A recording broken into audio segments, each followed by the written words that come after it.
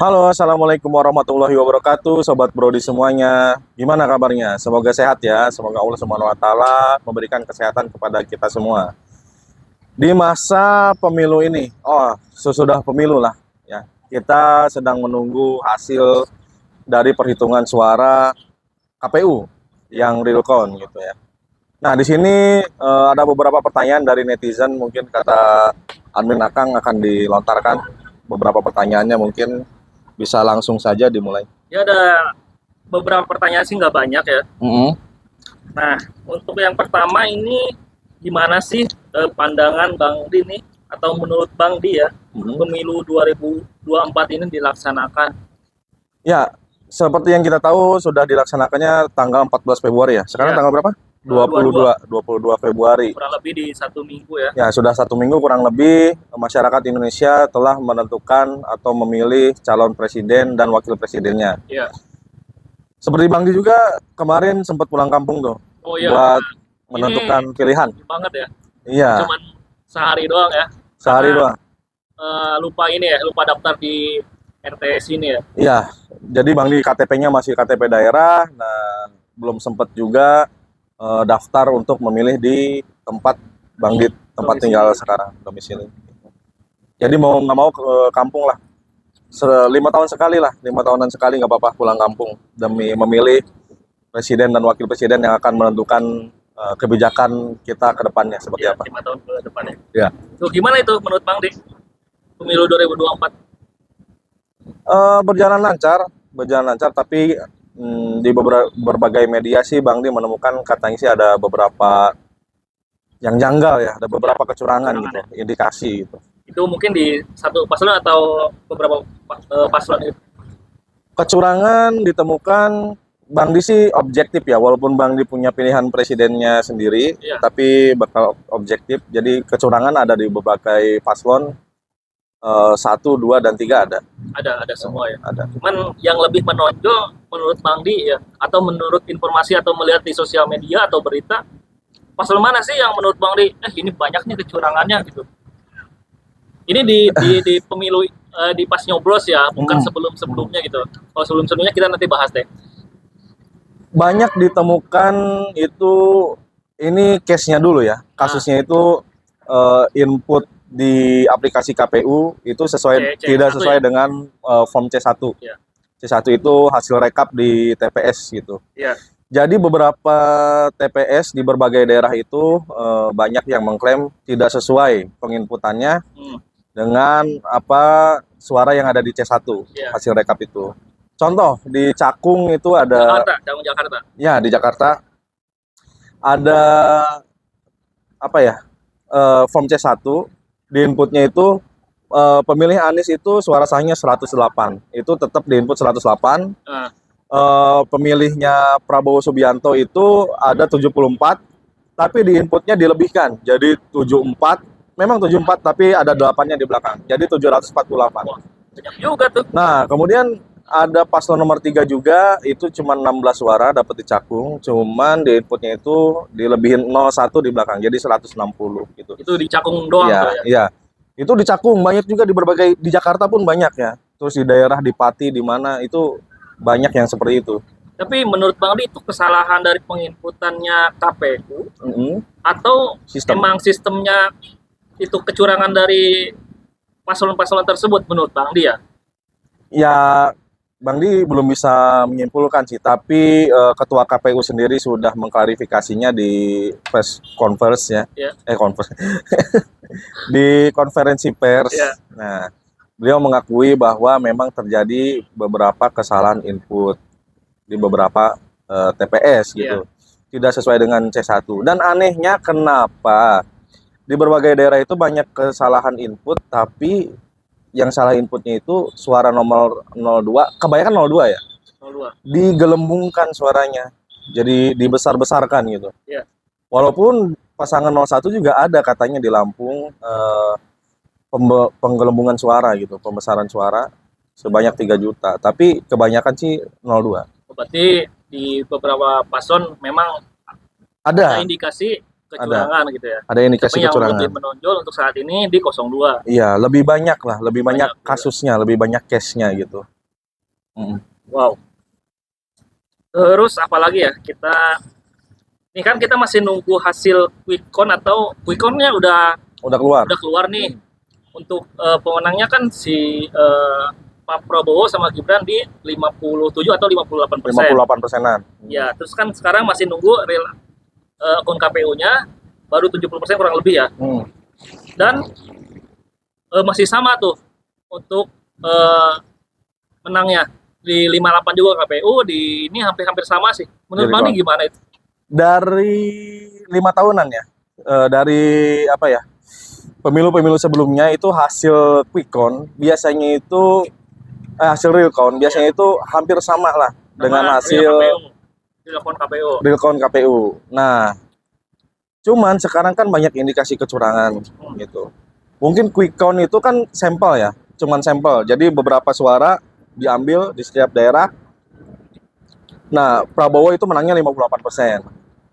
Cuman terjadi banyak kecurangan di aplikasi KPU. Ya, siapa tahu aja ini datanya masih termanipulasi gitu dengan kecurangan itu. Mungkin kalau misalkan nanti diminta perhitungan ulang atau diperbaiki angka-angkanya di sistem KPU, mungkin bisa 2 periode bisa jadi gitu.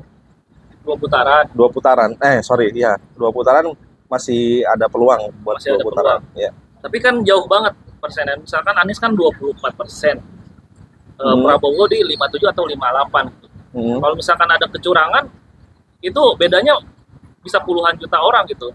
Bisa jutaan. Nah, setahu Bang Di ada aturan yang mengatakan bahwa kalau misalkan bisa membuktikan kecurangan itu terjadi gitu, bisa didiskualifikasi orang paslon yang curang itu. Tapi apa mungkin? Yang pertama, bisa saja, bisa kita gugat melalui MK atau kemana gitu ya. Kita buktikan bahwa paslon ini curang, bisa saja didiskualifikasi, itu yang pertama. Yang kedua, jika kita bisa membuktikan berapa puluh ribu suara gitu, berapa ratus ribu suara yang curang gitu, itu bisa dibuat ini lagi, pemilihan ulang gitu. Pemilihan ulang lagi. Pemilihan ulang, setahu Bang Di ya gitu. Tapi kalau misalnya pemilihan ulang, pengeluarannya lebih banyak lagi dong pemerintah. Ya mungkin nggak semua se-Indonesia diadakan pemilihan ulang, tapi di beberapa TPS yang aja ada indikasi kecurangan aja gitu. Oh gitu. Iya. Tapi memang pendukung Prabowo menurut Bang Di banyak gak sih? Pendukung Prabowo? Karena kan sebelumnya sebelum di tahun 2019 nih hampir 50% kan pendukung Prabowo, 40% lebih kan, 40 berapa itu kan? 40% lebih, iya. 48% banding 52% lah Jokowi ya. Iya, sekarang misalkan ini seharusnya ya memang, tapi apakah bisa menurun misalkan di tahun 2019 40% gitu kan? Terus kan sekarang pendukung Jokowi ke Prabowo gitu kan? Apakah bisa turun misalkan pendukung Prabowo yang dulunya dukung Prabowo sekarang turun dukung Anies misalkan kayak gitu? Kalau secara hitung-hitungan di atas kertas ya, pendukung Prabowo 48%, pendukung Jokowi 52% di tahun 2019. Kalau misalkan digabung, itu kan sebenarnya seharusnya dapat 100% ya, benar nggak? Benar nggak sih? Kan ada beberapa yang cuman ada beberapa mungkin ada banyak swing voter sekarang. Swing voter itu pemilih yang beralih gitu. Iya. Kayak misalkan pemilih Prabowo pada tahun 2019, mereka memperjuangkan Prabowo, akan tetapi Prabowo dianggap mengkhianati mereka. Ya, karena bergabung ke pemerintahan, ya kan? Nah, mereka itu beralih ke paslon nomor 1, ke Anies rata-rata.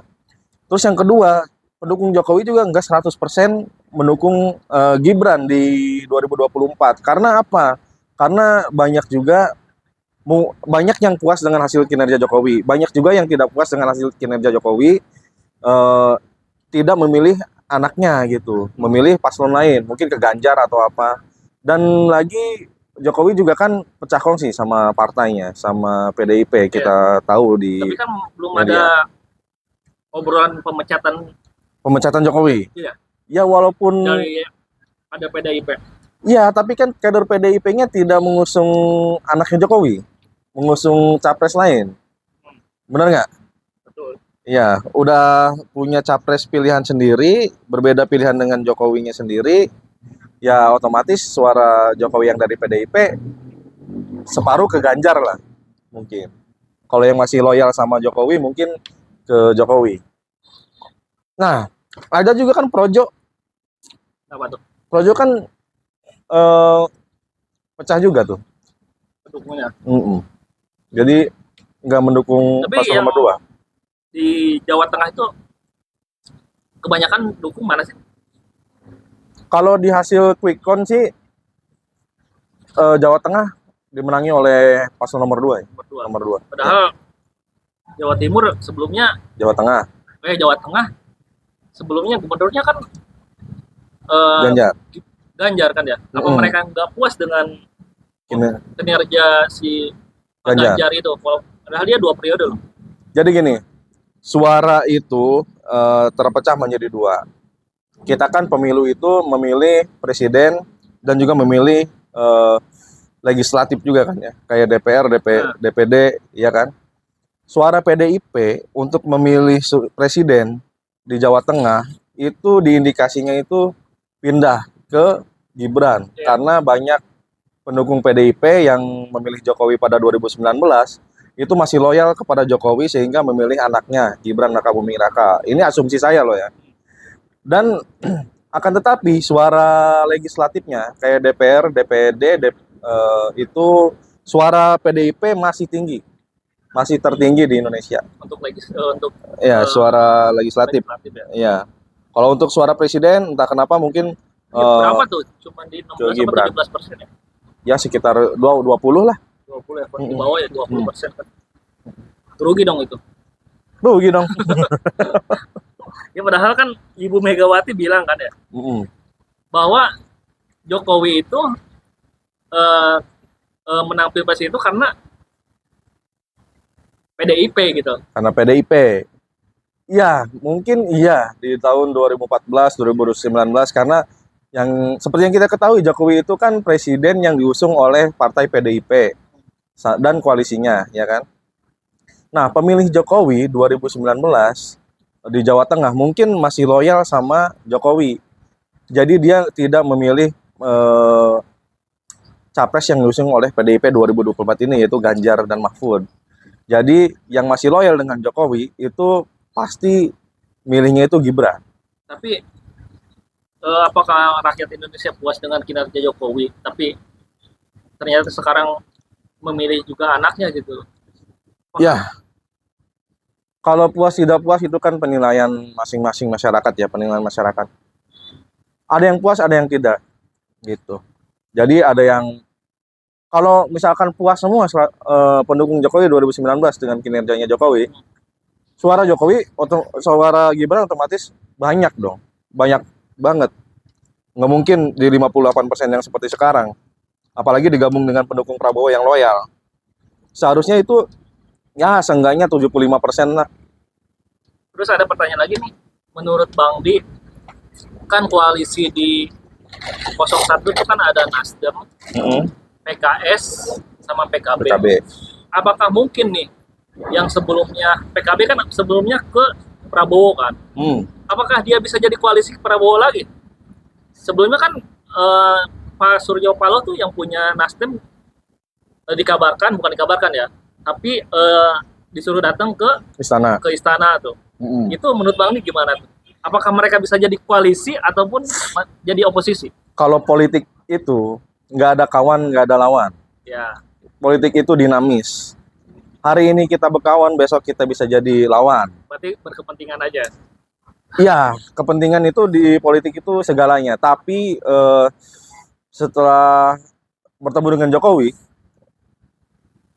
Pak Surya Paloh itu mengadakan klarifikasi atau konferensi pers gitu kan. Beliau menegaskan kalau beliau itu akan konsisten bersama Anies untuk menjadi oposisi mungkin ya di perubahan. Pokoknya konsisten di perubahan gitu. Caimin pun demikian. Ketika sudah dilakukan pemilu, sudah beberapa seminggu ini, beliau itu kan bilang beliau akan konsisten di perubahan bersama Anies, bersama Nasdem, PKS dan lainnya. Gitu. gitu. Nah, terus kalau misalkan di koalisi PDIP nih ada apa aja? PDIP, Golkar, Golkar, PAN. Golkar bukannya ke Sorry, Golkar Prabowo ya. iya, P3. P3, Hmm. terus yang punya MS itu siapa? Perindo ya. Perindo. Apakah mungkin dia bisa jadi koalisi ke Prabowo? Ya karena di PDIP dia nggak berkepentingannya udah nggak ada gitu. Misalkan dia kalah misalnya. Iya, kalau misalkan sudah kalah ya bisa saja mereka gabung mungkin ke koalisi Indonesia Maju ya. Iya. Karena kan mungkin untuk apa ya, memajukan bangsa alasannya mungkin. Tapi kalau Ya misalkan seperti tadi, politik itu dinamis, Ya. tidak ada kawan, tidak ada lawan, yang ada kepentingan. Tapi kalau misalkan oposisi semua, koalisi semua, yang oposisi siapa? Kalau di negara demokrasi, oposisi itu penting. Untuk apa? Untuk menguasai jalannya pemerintahan. Kalau misalkan semuanya Ya, masuk biar ke balance ya. biar balance, biar ada yang mengawasi. Jadi ada yang bawel lah, ada yang cerewet gitu. Jadi misalkan salah langkah pemerintah, jadi ada yang mengingatkan, wah salah ini begini, seharusnya begini. Nah gitu. Pentingnya oposisi ya. Jadi pemerintah dan oposisi itu sama-sama terhormat, Ya. gitu. Sama-sama mengawasi jalannya bangsa ini, gitu. Terus sekarang AHY nih. AHY kan sekarang Oh, ya. jadi menteri nih. Oh ya, baru-baru dilantik. ATR kan. Hmm. Waktu ATR itu Agraria dan apa? tata ruang. Tata ruang ya kan. Dia kan masuk sebelumnya kan dia koalisi Anies kan. Terus karena gua nggak tahu lah Perselisihan cawapres lah itu. cawapresnya kayak gitu gimana, terus Iya. dia koalisi ke Prabowo. Mm-mm. Terus Prabowo kan sekarang menang telak ya 57%. Mm-mm. Dan terus sekarang si AHY ini malah jadi menteri nih. Dia Jadi akan menteri. sama Bapak Jokowi. Jokowi. Gitu. Itu menurut Bang Di gimana ya? Kok bisa gitu loh? Jadi gini, kalau menurut pandangannya Bang Di ya, semua itu bergabungnya suatu partai kepada suatu koalisi itu pasti ada yang namanya transaksional. Iya. Ya lu jual gue beli gitu. Gue dukung lu, gue dapat apa gitu. Ya kan? Ya, betul. Harus saling menguntungkan. Nah, sekarang Partai Demokrat sudah masuk ke Partai Koalisi Indonesia Maju. Ya. Yang di situ ada Pak Prabowo dan lainnya gitu. Nah, otomatis nggak mungkin nggak ada hubungan sama Jokowi dong, karena Jokowi kan anaknya ada di partai itu. Ya, kalau asumsi Bang Di sih, karena lu udah dukung anak gue jadiin menteri gitu. Gitu. Ya, itu bonusnya buat AHY. Mungkin nggak dapat kursi cawapres di koalisi Indonesia Maju, lu dapat kursi menteri gitu. Walaupun cuma 6 bulan ya. Dan kita juga nggak tahu nih ke depannya gimana AHY. Karena setiap pergantian presiden biasanya itu kan ada terjadi reshuffle gitu.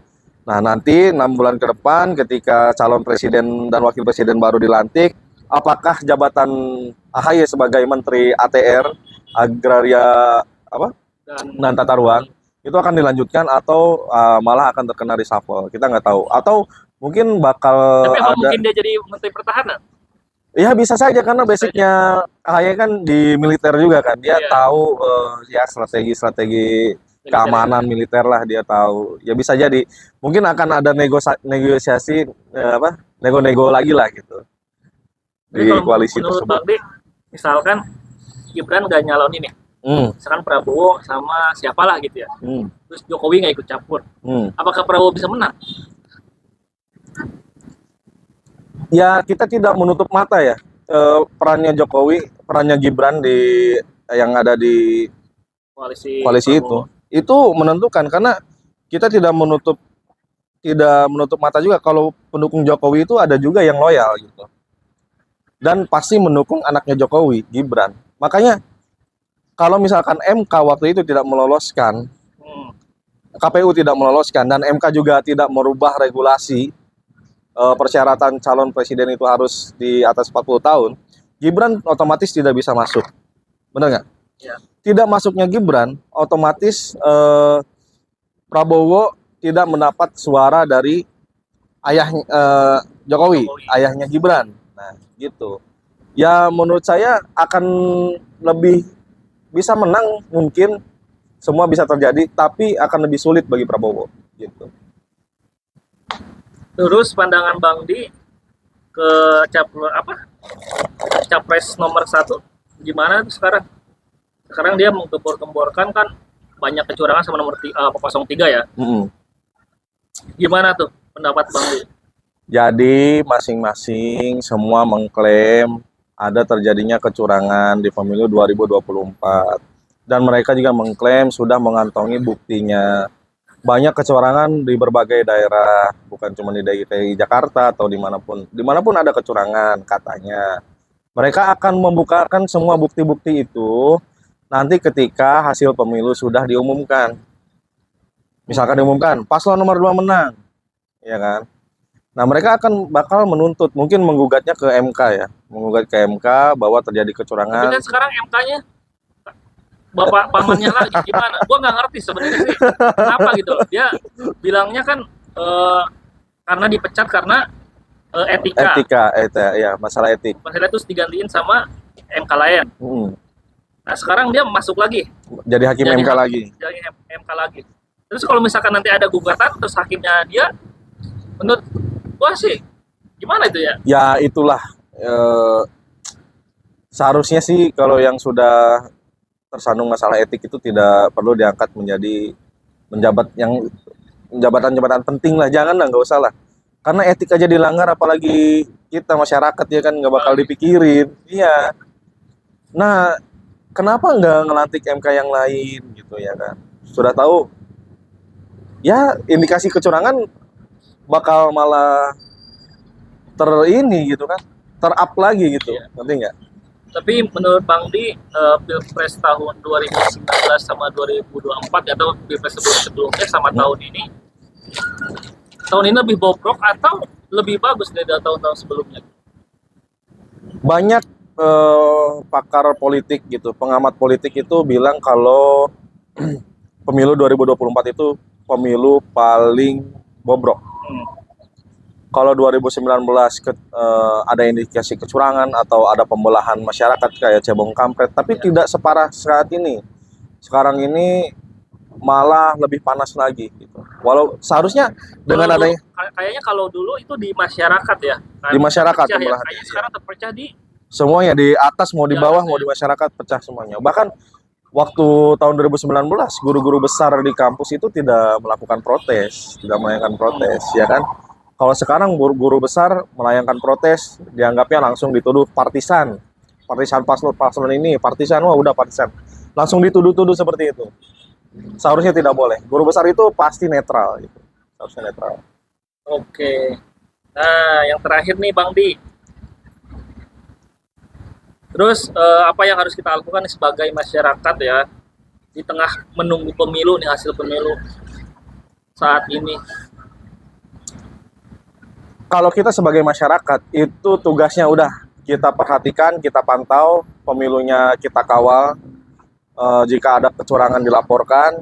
Jadi kan pemilunya udah, ibaratkan pemilihannya mah udah selesai, tinggal menunggu hasilnya aja. Udah tetap tenang aja, jangan sampai kalian ya rusuh atau segala macam gitu. Tapi kebanyakan sekarang di beberapa daerah kan banyak yang rusuh kayak gitu. Iya, boleh berdemo, boleh, tapi jangan anarkis. Jangan anarkis, kalau bisa lakukanlah melalui jalan-jalan yang sudah ada aturannya, sudah ditentukan. Kan udah ada aturannya. Kalau misalkan ada kecurangan, bisa dilaporkan ke Bawaslu. Kita punya Bawaslu, ya insya Allah netral lah Bawaslu ya. Kemudian kita juga bisa menggugatnya ke MK gitu. Ya kan? Jalan terakhir, kalau udah butuh banget baru ke MK. Ya semoga tidak ada kecurangan lah, pemilu ini bersih gitu. Walaupun ada kecurangan bisa diungkap gitu. Hukumlah pelaku-pelaku kecurangan itu. Ya. Itu harapan. Itu sih pertanyaan-pertanyaan dari teman netizen sama di sosial media gitu. Sebenarnya banyak ya pertanyaan-pertanyaannya, cuman ya mungkin di lain waktu aja. Iya, oke. Kita lanjutin waktu. Ya, udah mungkin gitu aja Bang Di. Gitu aja, oke. Terus untuk sekarang mau gimana nih Bang Di? Sekarang ya gitu, udah kita masa tenang, masa kampanye udah, masa tenang udah. Nah, tinggal giliran kita menunggu. Jangan terburu-buru merayakan kemenangan karena hasilnya belum 100%. Kita tunggu yang real count dari situs resminya KPU sampai KPU mengumumkan siapa yang menjadi presiden 2024-2029. Ya. Ya, jangan terburu-buru. Jangan juga percaya isu-isu atau hoax-hoax yang beredar di media sosial. Kita tunggu, jika ada kecurangan tinggal kumpulkan buktinya, kita laporkan supaya terungkap semua, adil, pemilu ini bersih. Oke, sekian dari Bang Di. Sudah ya? Sudah itu aja. Oke, wassalamualaikum warahmatullahi wabarakatuh.